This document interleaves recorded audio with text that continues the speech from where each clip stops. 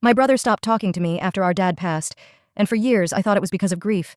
But the real reason still haunts me. When our dad passed away, it felt like the ground disappeared beneath us. He was the kind of man who held our whole family together, strict but steady. My brother, Evan, was his shadow. They were always fixing something together, the car, the fence, the lawnmower, and I'd just watch from the sidelines, wishing I could be part of it. After the funeral, I thought maybe we'd get closer. That losing dad might finally make Evan see me as more than just his kid sibling.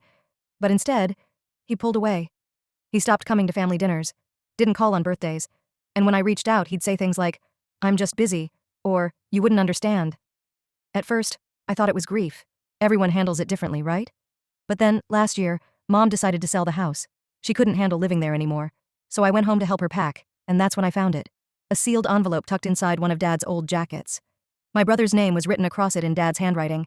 I called Evan immediately and told him to come over. He sounded hesitant, but he came. For a second, it felt almost normal, like maybe we were reconnecting. We sat at the old kitchen table, the same one we grew up eating around, and opened the letter together.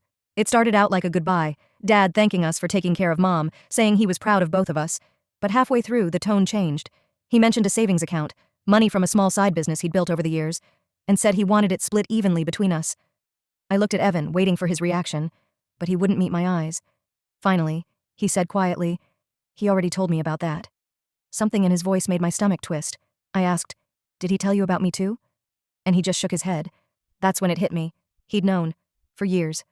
Dad must have told him before he passed, and Evan decided to keep it all for himself. That's why he disappeared. Why he stopped coming around. He couldn't face me, or Mom, knowing what he'd done. Mom stood there in the doorway, silent, tears in her eyes. She said softly, "Your father loved you both, but love doesn't always mean fairness." Evan left without another word. He didn't even try to explain.